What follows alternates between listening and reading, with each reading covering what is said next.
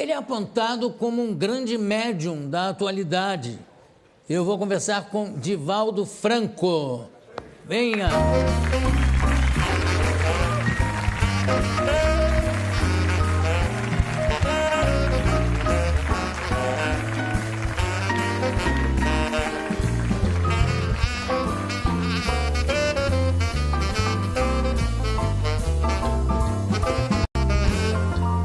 Muito obrigado pela sua presença aqui no programa. Mas é um prazer imenso. É o lançamento do livro, Divaldo. Sim. Ana Landi. Agora explica um pouco para a gente, esse livro foi psicografado, por acaso? Não, é jornalista, é um livro biográfico. Ela passa uma temporada conosco, procurou acompanhar as nossas atividades sociais, também as atividades mediúnicas. Editora Bela, perdão. Exatamente. Depois, ela elaborou o livro, publicamos no ano passado, ela publicou aqui na Saraiva, demos autógrafos. Sim. E agora temos o prazer de estar com você. Imagina, o prazer aqui. Um grande prazer. É todo meu. Quando é que você começou a sentir essas manifestações de espíritos, vamos chamar de espíritos por falta de encontrar um nome mais apropriado, não é? Manifestação ou espírito, enfim. Quando é que começaram a se manifestar através de você? Quando eu contava 4 anos, nossa família muito católica, no interior da Bahia, em Feira de Santana, eu estava brincando na sala e se adentrou uma senhora estranha e me disse: chama Ana, que é minha mãe. Eu achei natural, chamei minha mãe, que estava na cozinha, e quando ela veio, eu digo: tem aqui uma senhora que lhe quer falar.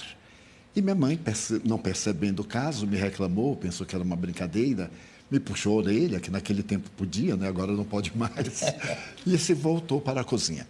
Então a senhora disse: Di, que é meu nome de família, chame Ana, diga que é Maria Senhoria, eu sou sua avó. Mas eu não entendia nada disso aos 4 anos. Meus avós, todos 4, já haviam morrido, eu não sabia. Eu voltei a chamar minha mãe. Quando ela veio, eu digo: olha, a mulher está dizendo que é Maria Senhorinha e quer falar com a senhora. Minha mãe teve um choque, porque ela nunca havia falado o nome de sua própria mãe. Quando ela nasceu, a mãe morreu de infecção puerperal e ela foi atendida por uma irmã mais velha. Ela ficou assustada: mas como você sabe isso? Eu digo: a senhora está aqui. Mas ela não havia. Então me pegou e levou à casa da minha tia e disse: esse menino enlouqueceu. Ele está dizendo que mamãe está lá. Minha tia então perguntou como é que era ela. Eu lembro vagamente. A saia arrastava, tinha algo na cintura e chamou minha atenção qualquer coisa que tinha aqui. Quando eu descrevi, minha tia disse: olha, é mamãe, porque esse é um camafeu que eu coloquei no seu cadáver. Então, procure saber o que é que ela quer. E as duas ficaram com medo e me deixaram sozinha. Procure saber o que é que ela... Vai lá. Vai lá. Jogaram o pobre do órfão. E então, eu não me lembro o que aconteceu. Aconteceu um fenômeno psíquico qualquer, eu perdi a consciência. A partir daí, João, eu me tornei uma criança mais ou menos especial. E meu pai era muito severo. Muito especial, como mais ou menos. E aí? Porque eu via coisas que os outros não viam. Via crianças, especialmente um indígena brasileiro que dizia chamar-se Jaguaraçu. E nós brincávamos muito, e eu tinha a impressão que era uma criança como outra qualquer. Você brincava com esse índiozinho? Trepava nas árvores, corria pelo quintal, aquelas casas de quintais muito grandes. E ele trepava nas árvores junto com você também? Então, sempre chegava na frente. Bom... E eu ficava surpreso. E assim, ué, como é que você subiu antes de mim? Eu dizia assim: fenômeno, fenômeno. Mas eu não sabia o que era fenômeno, um índiozinho Jaguaraçu. Quando eu completei lá pelos 7 anos, eu comecei a perceber que eu via muitos outros seres que os meus pais não viam. E então aí criaram-se muitos problemas, porque eu era muito católico, estava sempre na religião, confessava, e o padre terminou por dizer que aquilo era uma influência demoníaca, que o demônio estava desejando... Essas influências são sempre consideradas demoníacas. É uma coisa absurda, não é? Porque nunca me havia proposto nada negativo. E então ele exigia que eu tivesse uma vida reta. Aos 7 anos eu tinha mais do que reta, não podia ter uma vida oblíqua naquela oportunidade. E então ele disse: olha, ore muito. E eu orava. Quanto mais orava, piorava. Porque eu me concentrava, entrava num mundo psíquico mais forte. Por fim, aos 12 anos, eu briguei com Deus. Porque eu disse para ele: você não aguenta o diabo, como é que eu vou aguentar? Se você que criou o diabo não aguenta, como é que eu vou aguentar? Faço de tudo, oro, confesso, comungo. Nesse ínterim eu adoeci. Morreu um irmão meu e eu fui ver ele estava caído no meio da rua e eu tive um impacto muito grande. Voltei para casa, avisei os meus pais e fiquei sentado. Aquele tempo não havia necrópsia nem nada no interior da cidade, só havia um médico. Ele foi levado para a sua casa, que era casado e morava perto de nós. E então, mais ou menos às 8 da noite, minha mãe disse assim: meu filho, vamos fazer o velório, vamos orar o terço de Nossa Senhora. Nós tínhamos uma mesa muito grande, porque nós éramos 13. E então, aquela mesa, 13 filhos. 13 filhos. Com meu pai e minha mãe, 15. Era assim muito tranquilo. Era o primeiro laboratório da minha vida. E então, naquele momento, eu me quis levantar e não pude. Tentei outra vez e não pude. Quando minha mãe me puxou, eu caí. E então foi chamado o médico, ele disse: é um trauma. Foi o choque. Se ele tomar outro choque, ele fica bom. Meus irmãos eram muito inteligentes e me aplicaram o choque elétrico. Não sabiam que era um choque psicológico. E então eu não morri porque eu não estava no programa. Então me assustavam essa coisa do interior. Por fim, no dia 5 de dezembro de 1944, foi levada à nossa casa uma senhora. Ela me olhou detidamente e disse: mas este menino não tem nada. Eu digo: nossa, que surra que eu vou tomar. Eu estava ali acamado desde o dia 23 de junho até 5 de dezembro. Meu pai era do temperamento da psicologia. E lá em casa nós tínhamos um psicólogo pendurado atrás da porta.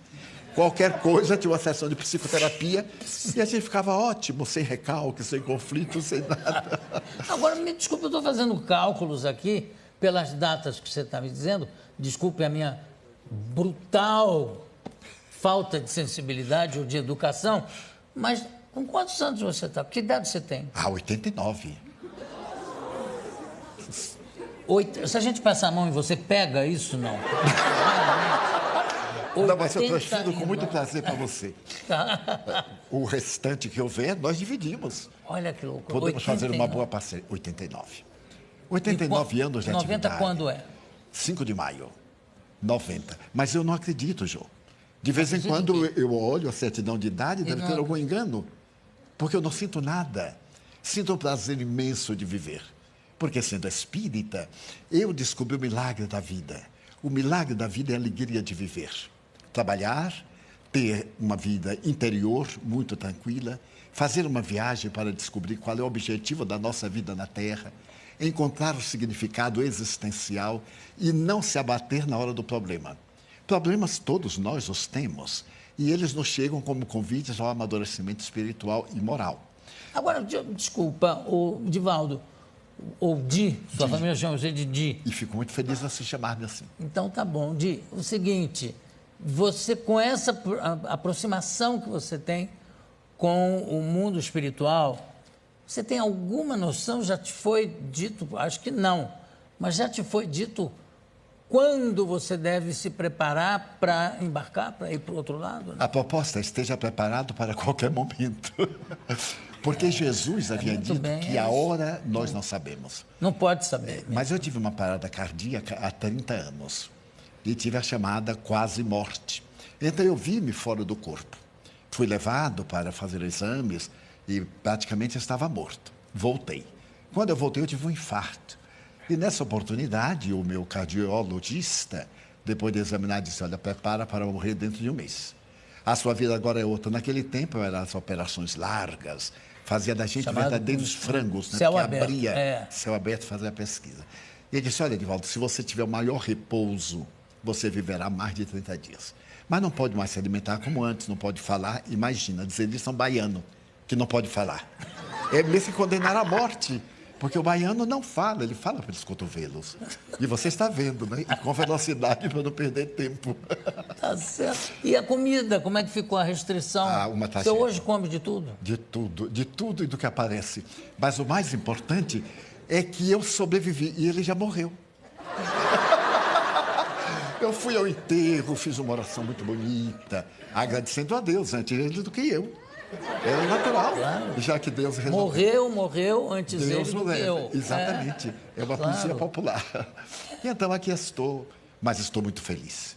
E você trabalha, qual é o tipo de trabalho que você exerce nesse sentido da espiritualidade.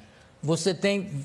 Eu não sei como usar essa nomenclatura e, de repente, falar uma coisa absolutamente errada. Mas é um centro espírita que você tem? Nós fundamos um centro espírita em 1947. Sei. Mas Aonde como é? cidadão, em Salvador. Como cidadão, eu trabalhei para uma autarquia do governo, que era o IPASE. Hoje são 4 letrinhas muito queridas, INSS. Todo brasileiro gosta dessas letras, né? Porque isso faz parte da felicidade. Então, trabalhei para o Instituto, aposentei-me em 1980 e dediquei tempo integral ao Espiritismo. E como é que é? Você tem... É um local... Nós temos uma você comunidade. recebe pessoas... Recebemos. Nós educamos crianças. Somos pioneiros na América Latina com os lares substitutos. Nós tínhamos uma casa grande, um lar, um orfanato convencional. Depois nós criamos os lares substitutos e hoje temos uma comunidade que recebemos diariamente mais de 5.000 pessoas. Mas você faz, por exemplo, você tem o dom da cura, vamos dizer assim, não? A cura todos nós temos, João. Porque é uma energia que nós possuímos, todos nós. Quantas vezes alguém chega até você indisposta, lhe aperta a mão e você transmite algo, a pessoa diz, mas foi tão bom estar com o Jô. Essa irradiação de simpatia, de alegria de viver, é transmitida como também de pessimismo. Uma pessoa chega, lhe aperta a mão e lhe transmite uma dor de cabeça. Então, nós intercambiamos. A atividade das curas para nós espíritas é muito relativa à verdadeira cura interior. Porque não adianta curar-se de um mal de fora e, em próximo período, adquirir outro mal. Agora, como é que você faz de... Eu estou vendo que o seu trabalho é impressionante, inclusive, no sentido de acolher qualquer pessoa, não importa qual é o credo, enfim. Mas a gente sabe e sente que tem muito picareta nessa área, não é? Como é que você faz para combater isso? Você dá palestras... Você explica alguma coisa? Como é que você faz? Que eu acho que é um dever até. Já proferi mais de 13.000 conferências. Em 70 países, mais de 2.500 cidades. Demonstrando o falso do verdadeiro. Não é o indivíduo dizer que ele é portador do dom da mediunidade, ou que ele cura, faz isso, porque são falsários. Esses indivíduos enganam a boa-fé. O povo é muito fácil de manipular. E quando o indivíduo se apresenta com títulos de aparência grandiosa, principalmente misteriosas, sobrenatural, do fantástico, então há um mito em torno do indivíduo. E as pessoas deixam-se iludir. Graças aos ingênuos é que tem os exploradores. Claro, uma coisa não existe sem a outra. Nós procuramos demonstrar que a verdadeira cura é interior. Se eu me melhoro, eu não reflito qualquer enfermidade. Como diz a Organização Mundial de Saúde, não existem doenças, existem doentes. Pessoas predispostas às enfermidades. A função do Espiritismo é guiar o indivíduo numa ética de sabedoria, torná-lo melhor, fazê-lo cidadão, fazê-lo indivíduo comum no meio de todos, porém diferente na conduta. Certo. Nós vemos hoje a crise mundial. Não existe crise mundial, existe crise do indivíduo. Indivíduos vazios que perderam os objetivos essenciais. E esse indivíduo vazio, ele se comunica com outro e cria esse estado mórbido do pessimismo que todos estamos vivendo. Eu vou pedir para mostrar um filme que tem aqui.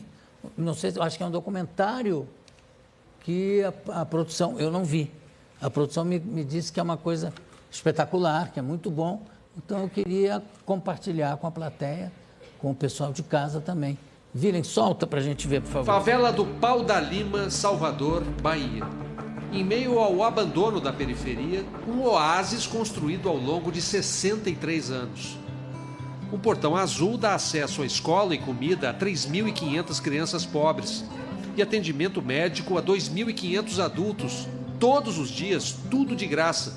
400 voluntários atendem à convocação do fundador. Uma verdadeira cidade com ruas, casas, biblioteca, hospital, padaria, que ele planejou e ajudou a construir. Que loucura isso! São quantas pessoas?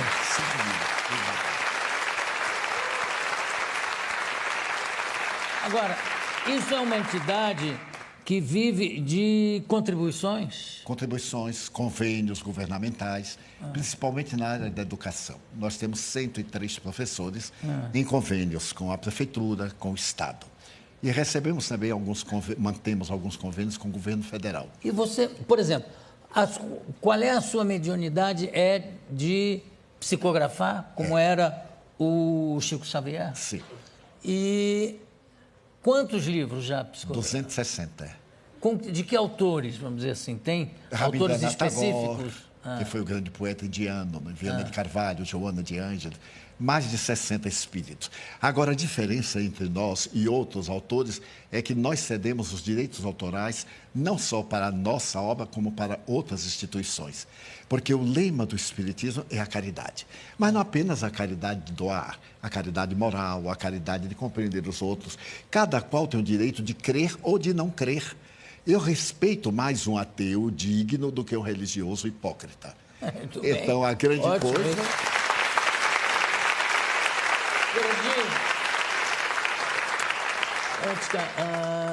Antes que eu me esqueça, há muitos anos eu entrevistei o Chico Xavier, acho que ainda no Jô Soares 11h30.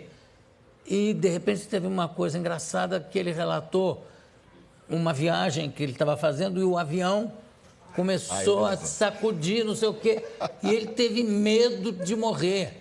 E alguém que estava com ele disse assim, ué, mas você está com medo de morrer? Eu disse, não, eu não tenho nenhum medo de morrer, mas não quero morrer agora. Sabe, não precisa ser tão imediato esse meu encontro, sabe, pode ser postergado. E, graças a Deus, o avião seguiu viagem e tal. Você tem medo desse encontro? Não, não tenho. Já me acostumei. A essa altura do campeonato, eu estou preparado para tudo.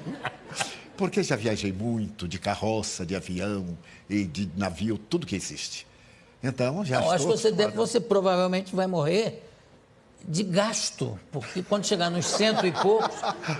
Muito obrigado, 120, 100 e poucos. Mas essa é a minha perspectiva. Né? É.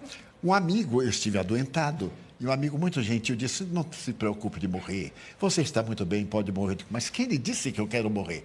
Não, eu quero viver, sou espírita, mas eu quero viver um pouco aqui na Terra. Eu ainda não realizei todos os meus ideais. E depois disso nós criamos uma maternidade para atender partos sem dor. E para poder fazer também partos que não sejam cirúrgicos. E temos um resultado fantástico. Não, eu acho que o resultado fantástico já está espelhado aqui na sua presença. Eu quero agradecer demais a presença deste humanitário, não vou chamar de espírita, vou chamar de humanitário, que é o trabalho, é o que ele é, tá? Divaldo Franco. Muito obrigado pela sua presença. Mas sou eu que agradeço, Jô. Demais. Você não faz ideia do emoção.